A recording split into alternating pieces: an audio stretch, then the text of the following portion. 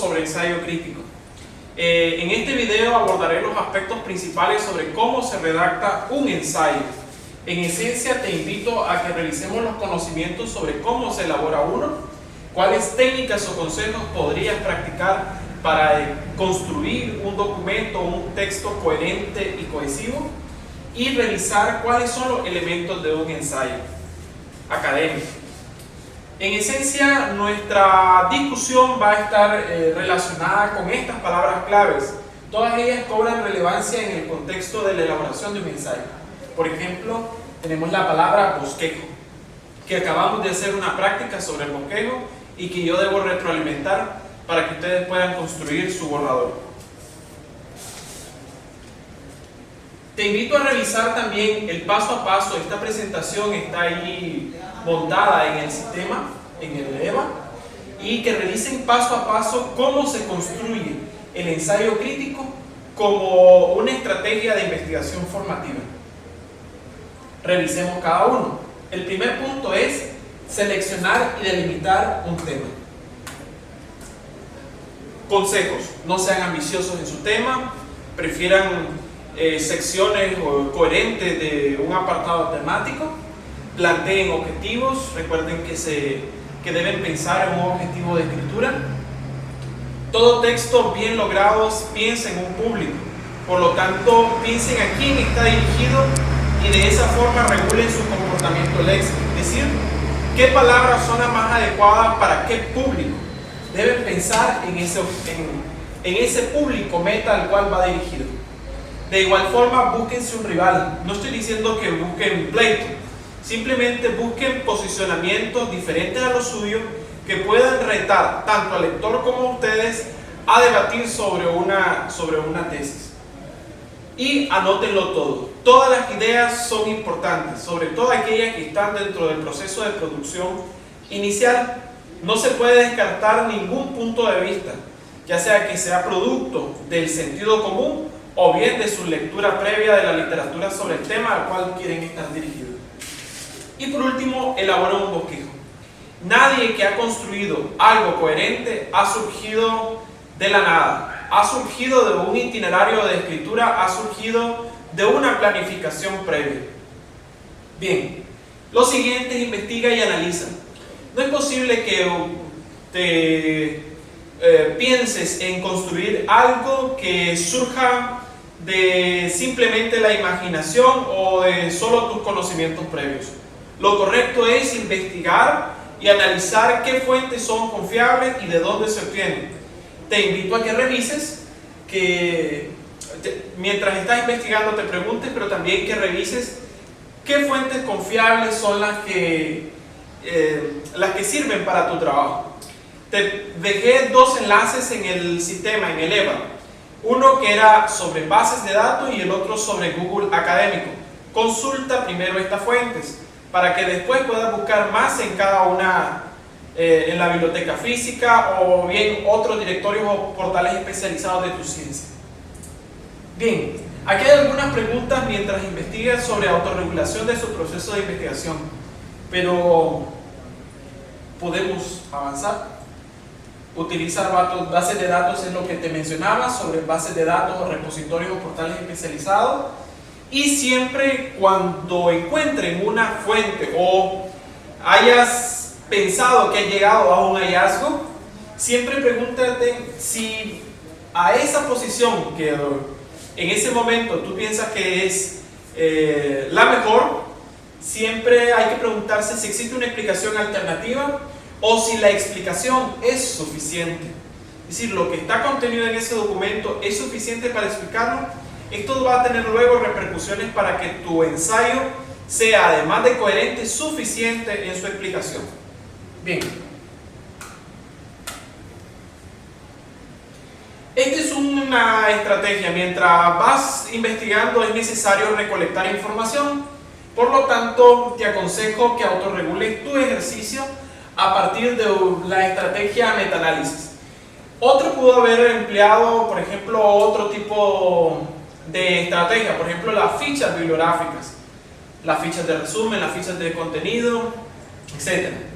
Pero te propongo esto, una matriz donde aparece la referencia, es decir, ya construida con APA, que luego se te va a facilitar al final cuando tengas que hacer la lista de referencia, que contiene para discutir la confiabilidad de la fuente o el rigor o el fundamento interno que tiene ese documento, el resumen del artículo que te ayuda a ubicar algunas categorías conceptuales y las citas que te pueden servir como argumentos importantes para tu ejercicio de redacción.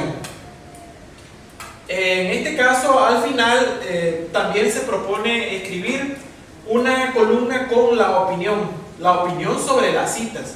Es decir, tengo la cita y ¿qué pienso de ella? Cuando vayas a organizar tus párrafos en el ensayo, este es un paso esencial.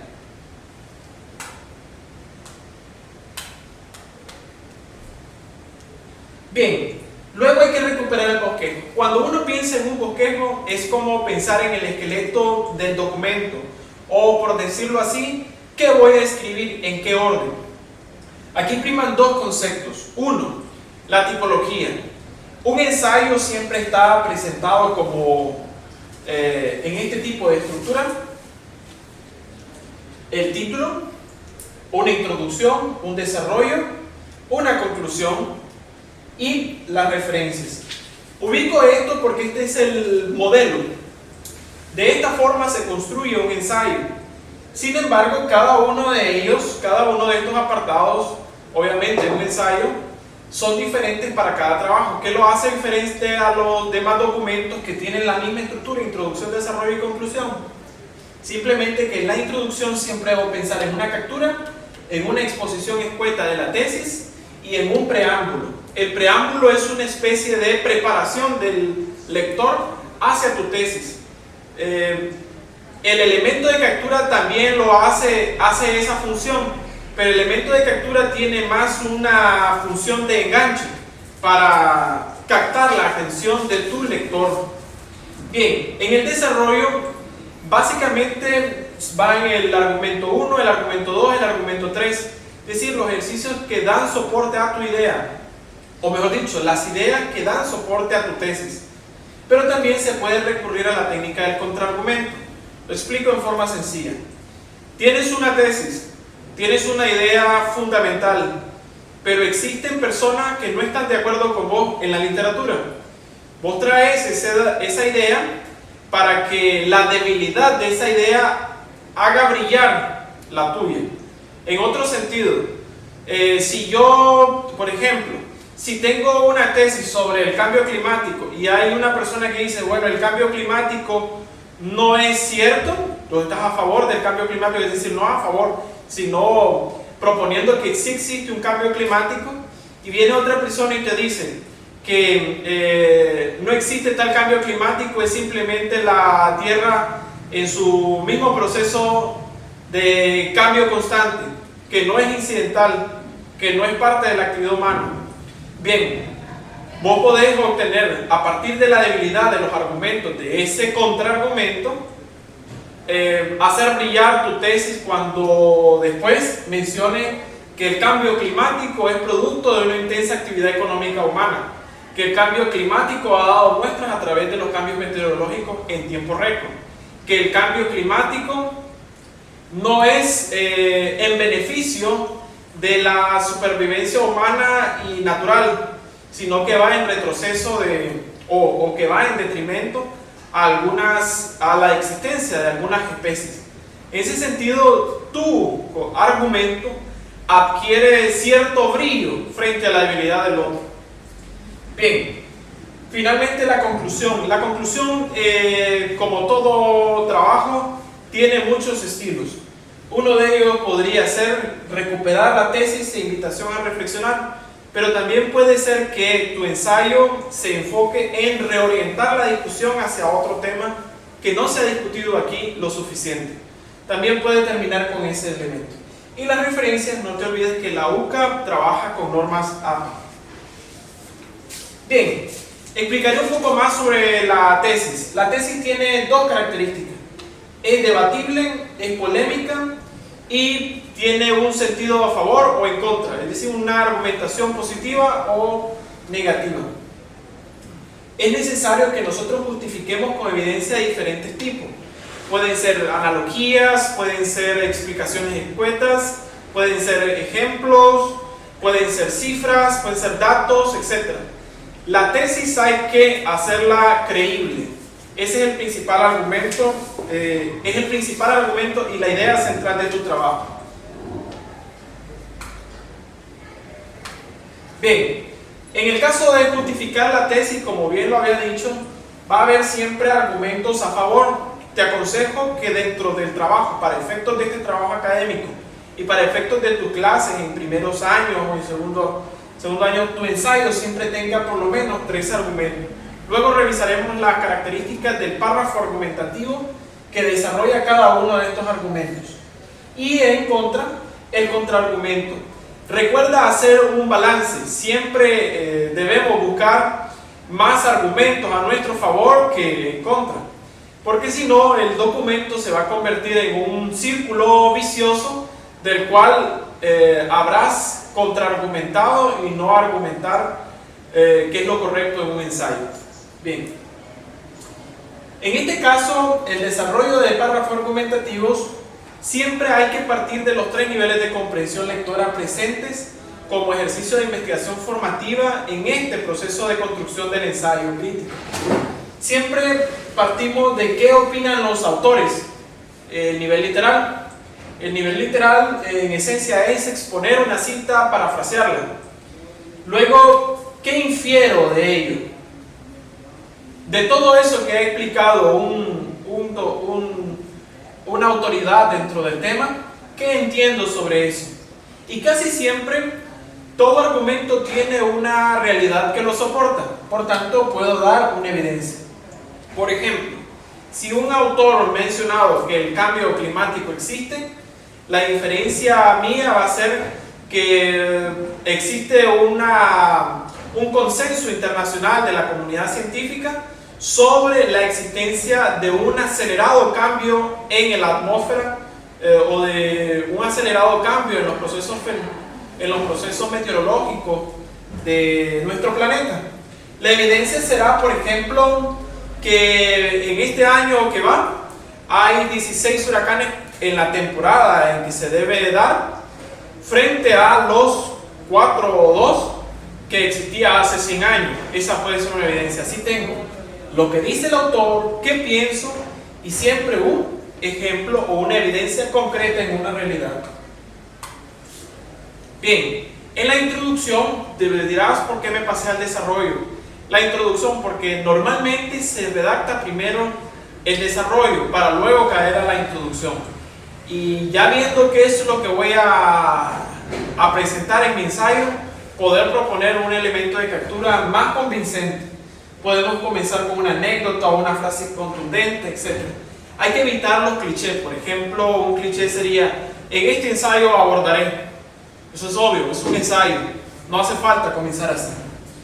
Luego está la tesis, que es la parte medular de la introducción. Hay que evitar nuevamente la frase cliché como discutiré sobre, etc.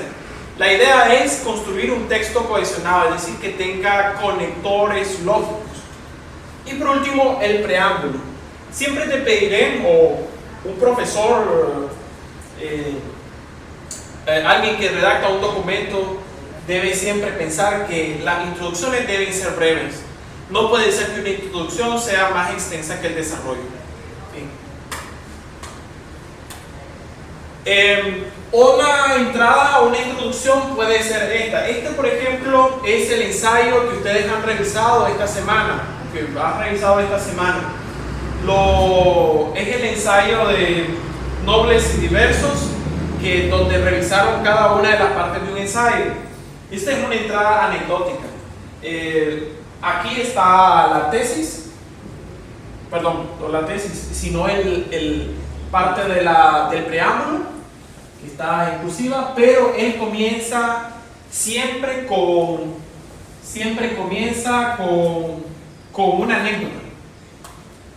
No siempre, sino en este caso comenzó con una anécdota.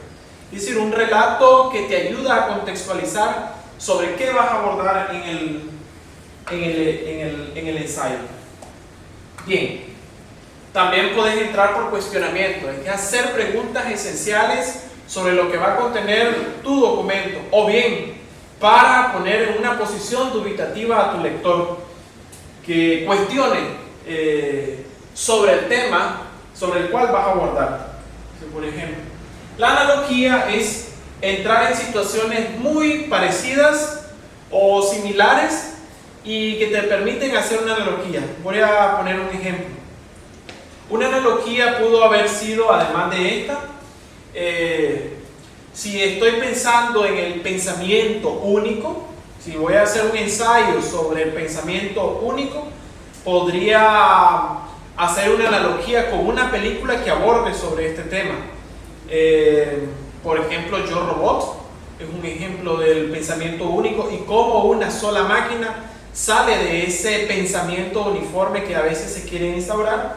Entonces, podría ser una analogía entre la película y la realidad o la sociedad en la cual vivimos. Bien. La conclusión, ya finalizando un poco, es en esencia un consejo: no cortes y pegues lo que dice la tesis. Como es una revisión nuevamente de qué fue lo que te propusiste a exponer, por tanto es una mención nuevamente de la tesis, la idea es que logres parafrasear la misma tesis, pero también puede ser que uno haga una recapitulación sobre los aspectos esenciales o reorientar la discusión hacia otro tema, o una revisión del horizonte temático.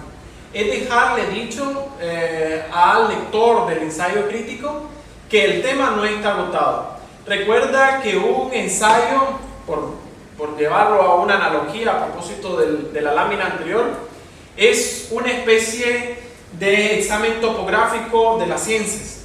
Uno introduce el aditamento en la tierra para extraer una muestra de los suelos y así poder lograr observar cada uno de las composiciones del suelo. Asimismo es un ensayo, es una revisión desde una visión personal sobre cómo se discute en una ciencia, pero obviamente sesgado por tu posición, por tu contexto, por tu experiencia frente a ese tema. Entonces, por lo tanto, la conclusión puede ser también una revisión de ese horizonte temático que también marca un sesgo en tu escritura. Algunos trucos que puedo compartir con ustedes sobre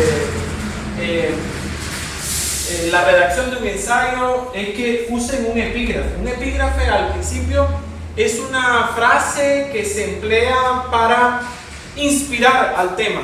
No es tu tesis, no tiene por qué serlo, podría serlo, pero un epígrafe más o menos es una frase célebre que empleas para preparar a tu lector frente a una temática. Cuiden las citas, es decir, que no se les olvide cuáles son los autores que han consultado, hay que mencionarlo. El ensayo crítico es un documento académico, por tanto está sujeto a las responsabilidades del derecho de autor, etc.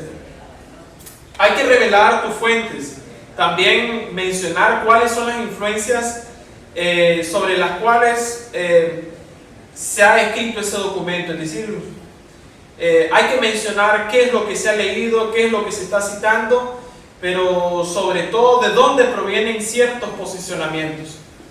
Preguntas al lector, no es necesario que solo sea parte de la introducción.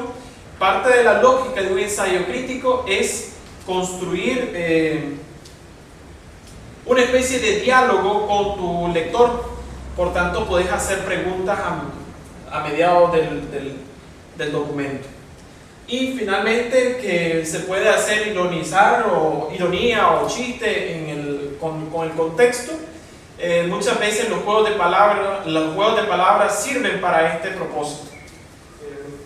Pueda emplearse diferentes recursos para elaborar un trabajo de este tipo. Bien, toda redacción debe tener una lógica metacognitiva. Cuando hablo de ello es que mientras voy redactando también voy aprendiendo. Por lo tanto, puedo hacer una serie de preguntas durante el ejercicio.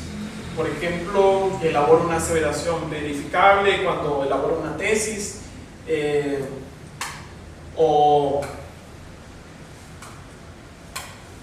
cuando investigo, consulto información confiable, relevante, cuando argumento mi tesis, explico, describo, parasito, parafraseo. Como este video está dedicado a los docentes que están dentro de la ruta, también puede ser que ustedes construyan un instrumento que aborde este aspecto sobre el proceso metacognitivo durante la escritura. Sus estudiantes hacen este tipo de ejercicio. Si no lo hacen, deberían. Si ustedes no lo hacen, pues enseñen con su ejemplo. Cuando finalizo el ensayo, mis conclusiones responden a la tesis, y todo esto para que ustedes puedan ir regulando su proceso de construcción durante la escritura. Finalmente, en la siguiente lámina encuentran la bibliografía que podrían consultar con más detenimiento. Muchos de estos documentos están en los documentos complementarios del curso, pero otros son importantes que ustedes los busquen por su cuenta. Finalmente termino con una frase que puede funcionarnos como un epígrafe. Esto es un epígrafe. Es que mientras yo escribo, no puede estar separado ese ejercicio de la lectura. Por lo tanto, quien escribe lee, y el que lee mucho y anda mucho, ve mucho y sabe mucho. En este sentido, quien escribe un ensayo va a tener que leer mucho, pero también va a tener que andar mucho, ver mucho y saber mucho sobre las realidades y sobre cómo podría plasmarse eso en un escrito. Espero que el video haya sido de su agrado y de utilidad para que puedan proponerse la redacción de un borrador con éxito.